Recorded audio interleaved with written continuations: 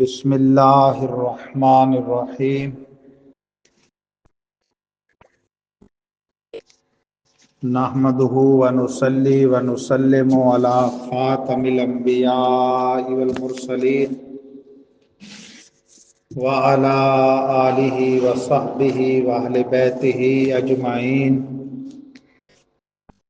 اما بعد فاعوذ باللہ من الشیطان الرجیم بسم اللہ الرحمن الرحیم وَاتْلُ عَلَيْهِمْ نَبَأَ ابْنَيْ آدَمَ بِالْحَقِّ صدق اللہ العظیم وصدق رسولہ النبی الکریم الامین وَنَحْنُ عَلَى ذَلِكَ لَمِنَ الشَّاهِدِينَ وَالشَّاكِرِينَ والحمد للہ رب العالمین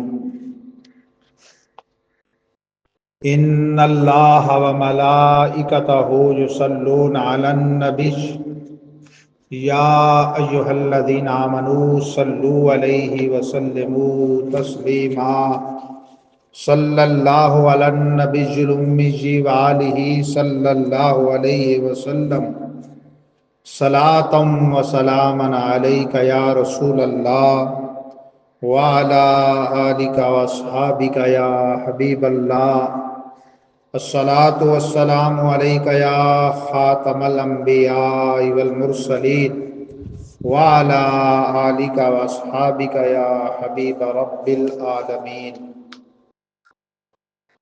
حمد باری تعالیٰ اور دربار رسالت مآب علیہ افضل الصلوات و اکمل التسلیمات میں ہدیہ درود و سلام عرض کرنے کے بعد گرامی قدر حضرات سامعین کرام بحمد اللہ تعالیٰ، آج 14 شوال المکرم 1447 ہجری مطابق 3 اپریل 2026 عیسوی جمعہ کا روز روشن ہے۔ گزشتہ سے پیوستہ آج سورۃ المائدہ کا رکوع نمبر 5 اور پارہ نمبر 6 کا رکوع نمبر 9، آیات کریمہ نمبر 27 سے لے کر آیہ کریمہ نمبر 34 تک 8 آیات بینات کا ترجمہ اور مختصر تفسیر بیان ہوگی۔ اہم موضوع حضرت ابو البشر آدم علیہ نبینا و علیہ الصلاۃ والسلام کے 2 بیٹوں حابیل و قابیل، ان کا مشہور قصہ، وہ آج کا اہم عنوان ہے ان آیات بینات میں، اور اسی کے ضمن میں قتل ناحق کی سزا اور علل خصوص ہمارے ضلع بھر میں قتل و غارت گری کے اسباب اور ان کے سد باب، یہ ہمارے آج کے اہم عنوانات ہیں۔ گزشتہ آیات بینات سے ان کا تعلق یہ ہے کہ گزشتہ آیات بینات میں یہود کے 2 جہاں کے سردار صلی اللہ علیہ وسلم سے ناروا سلوک کا ذکر کرتے ہوئے اللہ تعالیٰ نے قلب محبوب کو تسکین دی کہ اے محبوب، یہ قوم جس پیغمبر کا اپنے آپ کو امتی کہلاتی ہے، صاحب تورات حضرت موسیٰ کلیم علی نبینا و علیہ الصلوۃ والسلام، ان کے ساتھ بھی ان کا رویہ کچھ اچھا نہ رہا بلکہ بہت برا رہا۔ تو اے محبوب، یہ حسد ان کا پرانا قلبی مرض ہے، اس بنا پر یہ آپ سے بھی عداوت اور بغض رکھتے ہیں۔ تو ان آیات کا ان سے تعلق یہ ہے کہ آدم علیہ السلام کے ان دونوں بیٹوں کے درمیان جو رکابت ہوئی قابیل کی طرف سے، اور انسانیت کے اس جہان میں جو پہلا قتل ہوا اس کا سبب بھی حسد بنا، یہ مناسبت ہے۔ چنانچہ فرمانے باری تعالیٰ ہے وَاتْلُ عَلَيْهِمْ نَبَأَ ابْنَيْ آدَمَ بِالْحَقِّ، اور تلاوت کیجئے ان پر آدم کے دو بیٹوں کے قصے کی حق کے ساتھ، یعنی ان کی جو خبر ہے، نبا ہے، اس کی ان پر تلاوت کیجئے حق کے ساتھ۔ اذ قربا قربانا، جبکہ دونوں نے قربانی پیش کی، اپنی اپنی نیاز پیش کی، فتقبل من احدہما، تو قبول کر لی گئی ایک کی جانب سے، وہ حضرت حابیل تھے، ولم یتقبل من الاخر، اور نہ قبول کی گئی دوسرے کی جانب سے، وہ قابیل ابن آدم ہے۔ حابیل بڑے تھے، نیکوکار تھے، قابیل چھوٹا تھا اور مبتلا حسد ہو کے قتل جیسے کبیرہ کا مرتکب ہوا۔ قال لأقتلنک، یہ لام تاکید کا ہے، وہ لا جو الف کے ساتھ ہوتا ہے وہ نفی کا ہوتا ہے، اس کا معنی ہوتا ہے نہیں، یہ لام جو خالی لام زبر ہے یہ تاکید کا ہے، اس پر نون ثقیلہ بھی داخل کیا تو یہ کلام عرب میں سب سے مؤکد صیغہ کہلاتا ہے۔ بولا یعنی وہ کون؟ قابیل، مخاطب کر کے اپنے بھائی حابیل کو، لَأَقْتُلَنَّكَ، ضرور ضرور قتل کروں گا میں تجھے۔ قَالَ إِنَّمَا يَتَقَبَّلُ اللَّهُ مِنَ الْمُتَّقِينَ، کہا اس نے یعنی حابیل نے، سوائے اس کے نہیں کہ قبول فرماتا ہے اللہ پرہیزگاروں کی طرف سے۔ پس منظر یہ ہے، ائمہ مفسرین نے بیان کیا، امام ابن جریر طبری نے، امام محقق آلوسی نے روح المعانی میں، حضرت امام فخر جہاں رازی نے تفسیر کبیر میں، اور درجنوں مفسرین نے، امام ابن جریر طبری نے بڑی تفصیل سے بیان کیا۔ ابو البشر آدم علیہ نبی جناب علیہ السلام کے وقت اور تو کوئی انسان تھے نہیں، جو نسل چلنی تھی ان سے چلنی تھی۔ اللہ تعالیٰ نے اپنی قدرت کاملہ سے ان کی بائیں پسلی سے مائی صاحبہ حضرت ام البشر حوا کو پیدا کیا۔ فطری اور طبی جب رغبت ہوئی تو فرمایا کہ یا آدم صلی علی حبیبی محمد ابن عبداللہ 20 مرہ، اے آدم یہ حوا تمہارے لیے حلال ہوگی تب جب میرے حبیب پر 20 مرتبہ درود پڑھو گے، یہ حق مہر ٹھہرا۔ اب ہمارے فقہ حنفی کے مطابق حق مہر یہ نہیں ہو سکتا کہ قاری صاحب نکاح کریں تو بیگم کو کہیں کہ جی میں قرآن پڑھا دوں گا، یا کوئی ٹیچر کہے جی میں میتھ پڑھا دوں گا، نہیں، مالی، اور اس کی اقل مقدار ہے 10 درہم، زیادہ جتنا فریقین میں طے ہو جائے۔ بوڑھے بوڑھے بابے بیٹھے ہوتے ہیں نا، خبیث بابے، یہ لفظ بڑا سخت ہے میرا، میں خبیث بولا کیوں ہے یہ سمجھنا۔ جب شرعی نکاح پڑھا جا رہا ہوتا ہے اس وقت تک بھی ان کی بہویں بچیاں اندر ڈھولک کی تھاپ پہ رقص کر رہی ہوتی ہیں، وہ تو نہیں بند کرواتے، رات پوری کنجر ناچے ہوتے ہیں، بابے بھی اس میں بیٹھے ہوتے ہیں، منہ اٹھا کے وہ دیکھ رہے ہوتے ہیں نٹوں کو اور یہ کنجروں کو اور یہ خسروں کو۔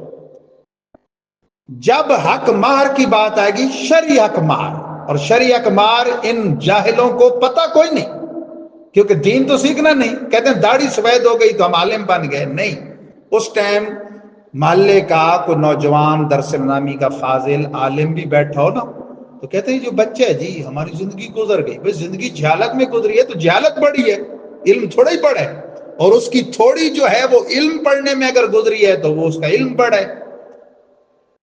شریعت نے اس کی زیادہ مقدار کا کوئی تعین کیا ہی نہیں، قرآن کے لفظ ہیں کنتارا، سونے کے ڈھیر بھی کوئی دے کوئی مذائقہ نہیں، جبکہ فریقین کی طرف سے رضامندی ہو۔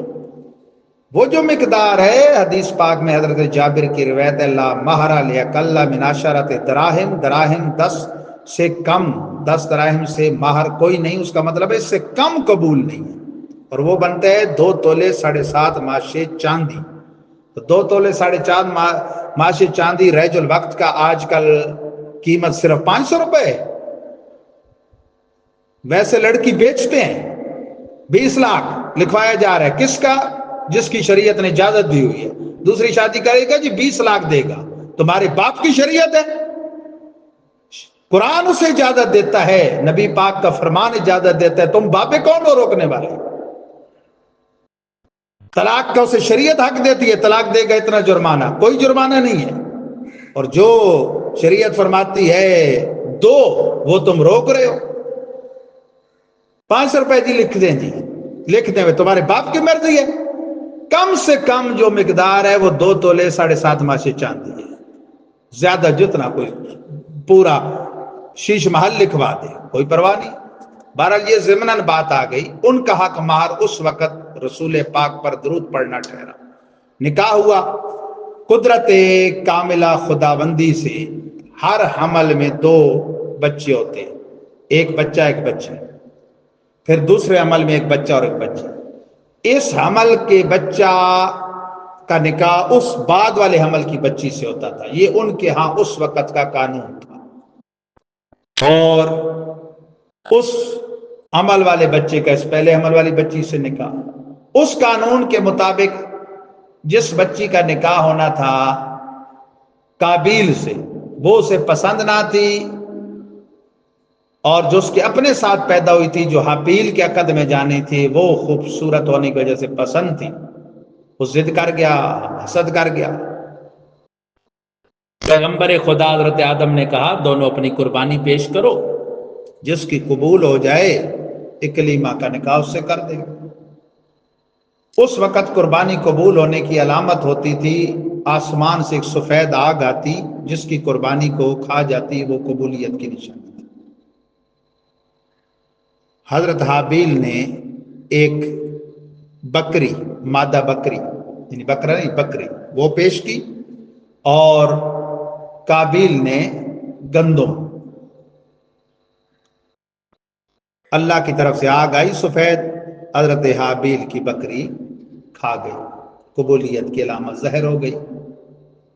اب وہ جو لڑکی جس سے عقد قابیل چاہتا تھا، قانون بھی یہی چل رہا تھا، اور اس نشانی سے بھی وہ کس کے عقد میں جانی تھی؟ حضرت حابیل کے۔ حسود دعا رکابت ہوئی دنیا کا پہلا قتل، ہاتھ بڑھایا نا، ضرور ضرور قتل کروں گا، قال لأقتلنک، تو انہوں نے کہا بھائی اس میں یہ تو اللہ کا فیصلہ، انما یتقبل اللہ من المتقین، وہ نیکوں کی طرف سے قبول کرتا ہے، میں نے کوئی گناہ کا ارادہ نہیں کیا، کوئی زیادتی کا ارادہ نہیں کیا، اور تم بڑے فساد کا ارادہ کر چکے ہو۔ کہا لئن بسطت الی یدک لتقتلنی ما انا بباسط یدی الیک لیقتلک، البتہ اگر بڑھائے تو طرف میرے اپنا ہاتھ تاکہ تو مجھے قتل کر دے، مانا بے باسط یدی، میں اپنا ہاتھ نہیں بڑھاؤں گا الیک تیری طرف، لیقتلک تاکہ تجھے قتل کر۔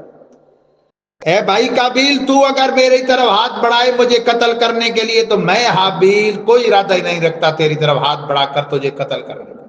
انی اخاف اللہ رب العالمین، بے شک میں خوف کھاتا ہوں اللہ کا جو مالک ہے سارے جہان۔ یہ حابیل نے کہا انی ارید ان تبوء باسمی واسمک فتکون من اصحاب النار، میں چاہتا ہوں کہ پلہ پڑے اور وبال پڑے میرے اور تیرے گناہ کا تجھ پہ، فتکون من اصحاب النار، تو آگ والوں میں سے ہو۔ حابیل کا کیا گناہ تھا جو اس پہ پڑے قابیل پہ؟ قابیل کا تو یہ تھا نا جو اپنے بھائی کو قتل کا ارادہ کر چکا تھا اور کہہ چکا تھا لأقتلنک۔ علماء مفسرین نے لکھا ہے کہ ایک حدیث پاک ہے جس میں دو جہاں کے سردار صلی اللہ علیہ وسلم نے فرمایا، سیاستہ کی حدیث ہے کہ قاتل و مقتول دونوں دوست کی ہیں۔ عرض کی گئی یا رسول اللہ، قاتل دوسری کو اس نے قتل کیا بھائی کو مسلمان کو، مقتول کیوں؟ فرمایا کہ وہ بھی اس کے قتل پر حریص تھا، یعنی ایسے قتل میں کہ جہاں دونوں حریصوں اور موقع ایک کو مل جائے، ایک کو اپنے عمل کا وہ وبال دوزخ، دوسرے کے وہ جو ارادہ تھا اس کو موقع نہیں ملا۔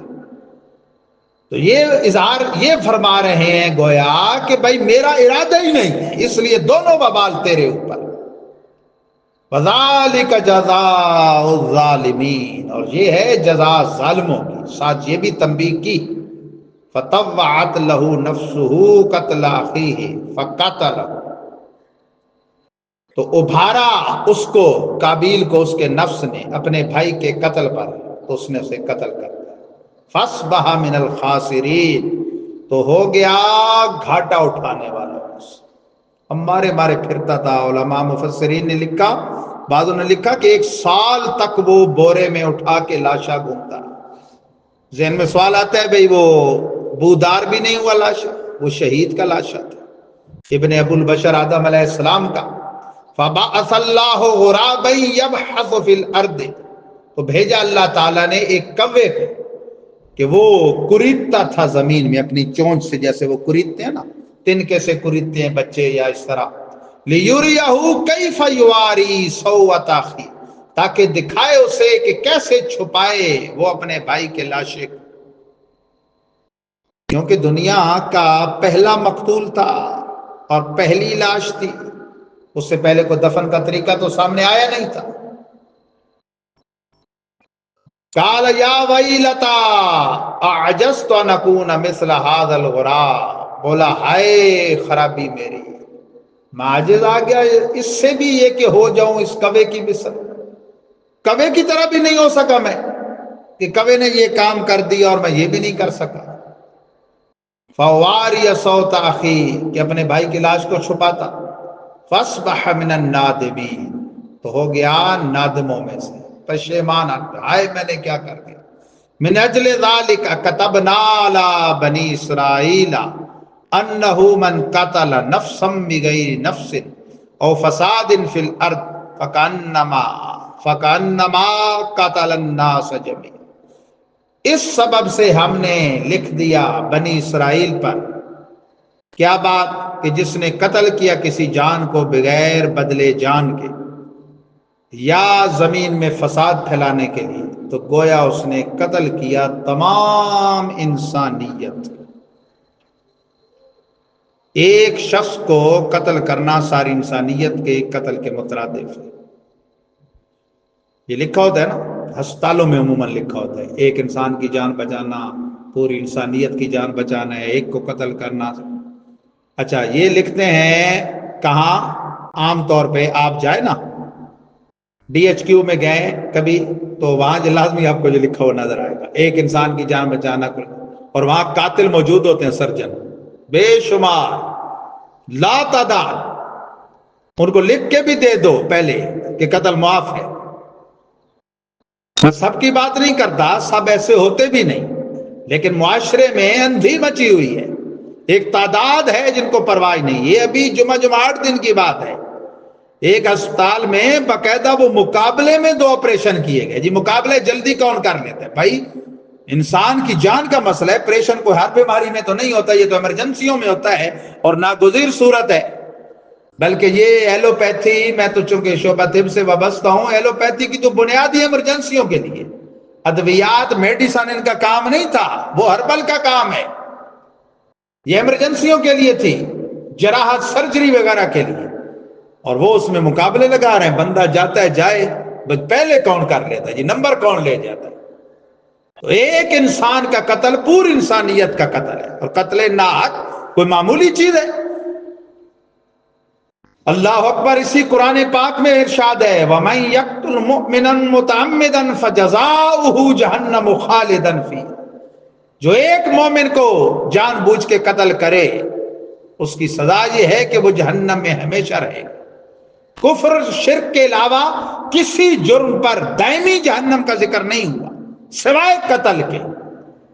علماء مفسرین نے بڑی لمبی تفسیریں فرمائی، علماء متکلمین نے شرح قید نسویہ وغیرہ میں بڑی ابحاث ہیں۔ خلاصہ یہ ہے کہ اگر قتل مومن کو حلال جان کے کرے تو چونکہ کافر ہو گیا، پھر وہ خلود فی النار، ہمیشہ کی جہنم اپنے حقیقی معنی پر ہے، اور اگر حلال جان کے نہیں کیا تو اتنا بڑا جرم ہے کہ اس کی سزا اتنی طویل ہے مدت مدید تک، چونکہ وہ جہنم میں رہے گا، اس کو خلود فی النار سے تعبیر کی، یعنی گویا ہمیشہ کی جان۔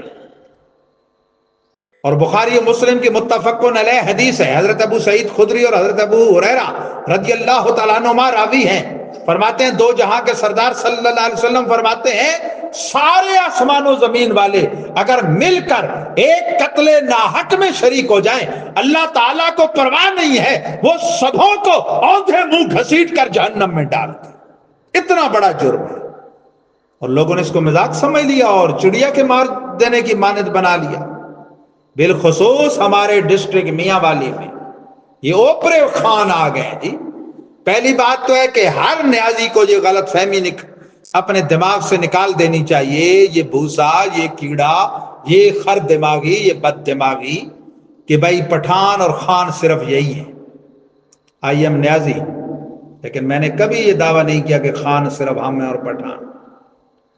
افغانی ہو، غیر افغانی ہو، پٹھانوں کی بے شمار قسمیں ہیں، اور یہ زے لفظ پٹھانوں کے لیے بطور قبیلہ استعمال ہوتا ہے، تو یہ صرف کوئی نیاز ہے جس کو ہم اپنے ہاں نیازی کہتے ہیں؟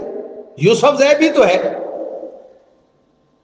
خدو زے ہے، اور بہت سارے ہیں، صرف یہ پٹھان نہیں ہے۔ پھر یہ صرف زے کے ساتھ بھی منحصر نہیں ہے، لودھی بھی پٹھان ہے، اور بہت ساری اقوام ہیں جو خان ہیں۔ خان بمانا یہ تو سردار کے معنی میں ہے نا۔ اعلیٰ حضرت نے لکھا ہے کہ سید، مغل، بیگ، خان یہ مخصوص اقوام کے القاب ہیں، اور سب مختلف زبانوں میں، اردو، عربی، فارسی جہاں کا بھی ہے، بمانا سردار ہیں، یعنی سردار اقوام کے یہ لقب ہیں، ٹیٹل ہیں۔ تو بھائی صرف تم سردار نہیں ہو، عوام بھی بڑے سردار ہیں، مغل بھی، بیگ بھی۔ تو ہوش کے ناخن لینا چاہیے۔ پھر مخصوص علاقے وہ ٹاپ پہ جا رہے ہیں جی، میاں والی کے مخصوص علاقے۔ بالخصوص میں علماء داؤد خیل اور علماء موج شریف سے کہوں گا کہ وہ نوجوانوں کی تربیت کریں، ان کو بتائیں کہ بھائیو، اے بچوں، یہ انا اور تکبر یہ نسلوں کو پھر تباہ کر دیتا ہے۔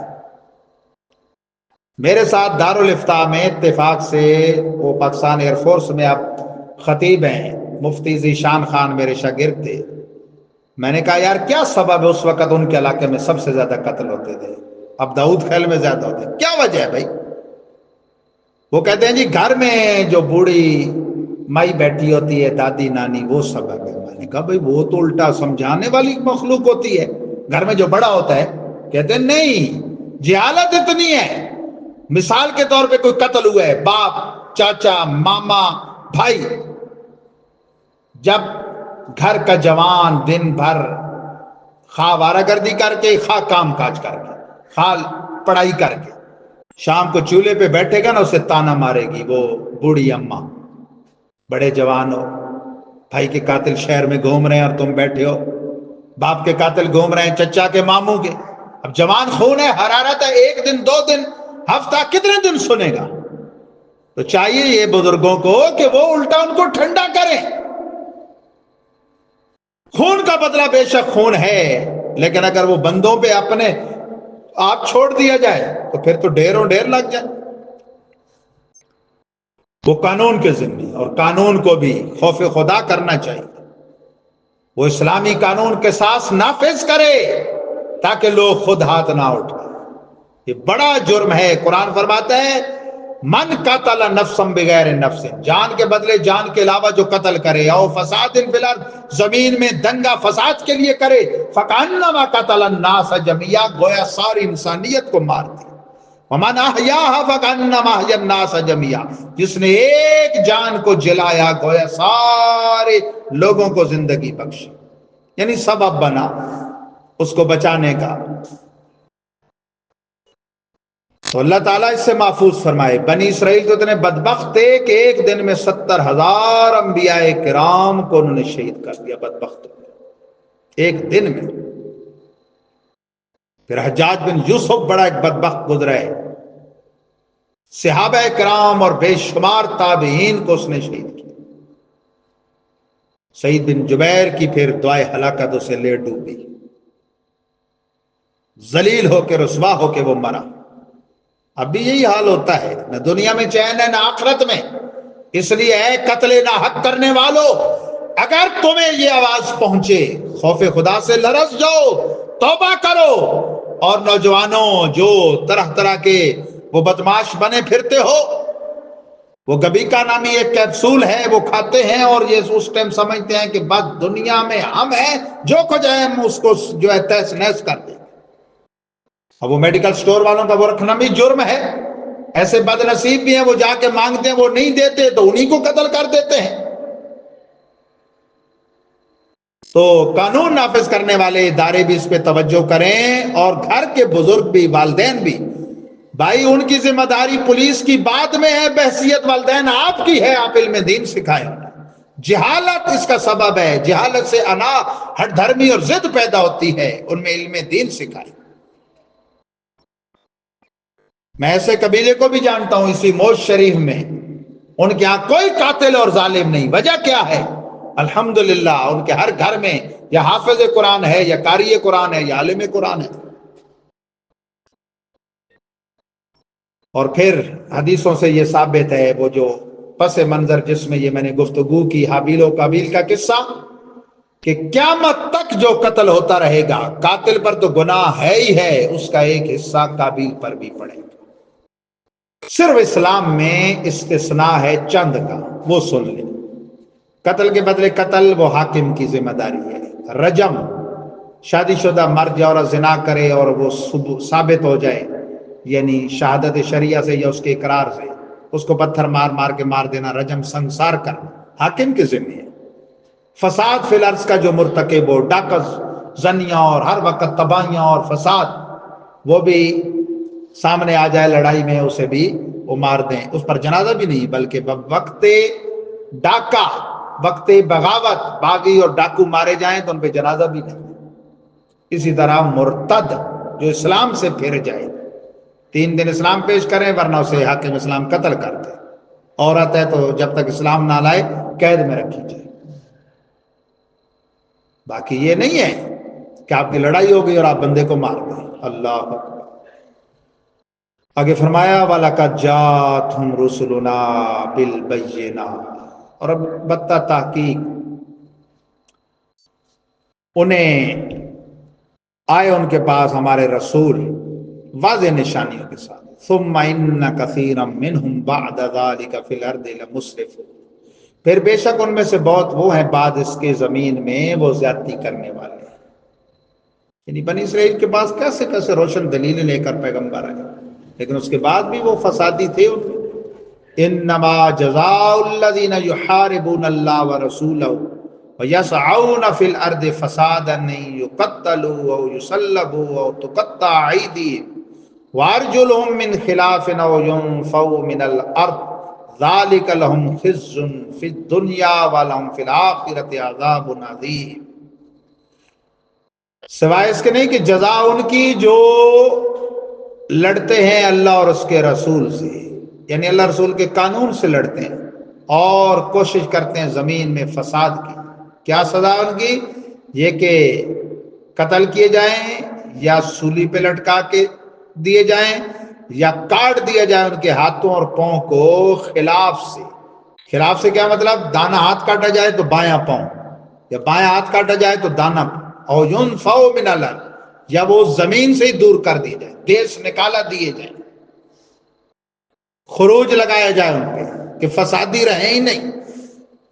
ذالک لہم خزی فی الدنیا، یہ رسوائی ہے ان کے لیے دنیا میں، یہ سزا۔ ولہم فی الآخرۃ عذاب عظیم، واسطے ان کے آخرت میں عذاب ہے بڑا۔ یعنی اگر توبہ کیے بغیر جائیں تو یہ دنیا کی رسوائی بھی ہوئی، آخرت کا عذاب بھی، اور اگر توبہ کر لیں اور اللہ قبول کر لے تو آخرت کی رسوائی سے بچ جائیں گے۔ الا الذین تابوا، سوائے ان کے جو توبہ کریں، یعنی ان کے لیے پھر نہیں ہے عذاب۔ الا الذین تابوا من قبل ان تقدروا علیہم، سوائے ان کے کہ جو توبہ کریں قبل اس کے کہ تم قادر ہو جاؤ ان پر۔ یعنی اگر تم ان پہ قادر نہیں آئے، سچی توبہ کر لی اور معاشرے میں وہ مسلح بن گئے تو آخرت کے عذاب سے بھی بچ جائیں گے، دنیا میں بھی لوگ ان کو درگزر کر دیں گے، معاف کر دیں گے۔ فَاعْلَمُوا أَنَّ اللَّهَ غَفُورٌ الرحیم، تو جانو بے شک اللہ بخشنہار مہربان۔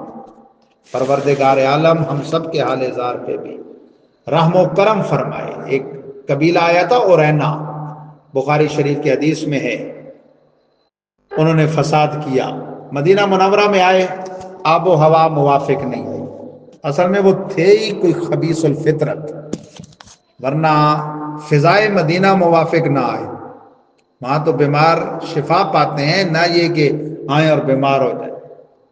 پیٹ پھول گیا، ان کی عجیب حالت ہو گئی۔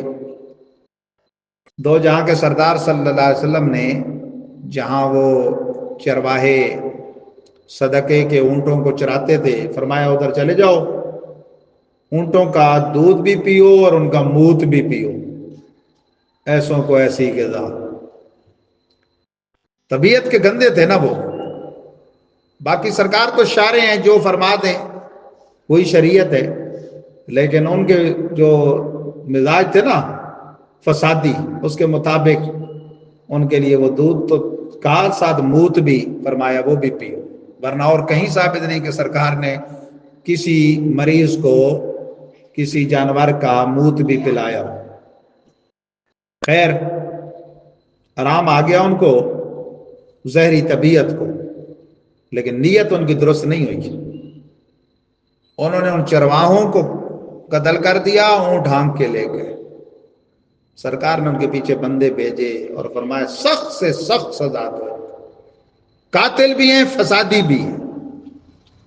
اس ٹائم مصلح کی ممانعت نہیں تھی، بعد میں ہوئی، ان کے ساتھ مصلح بھی کیا گیا۔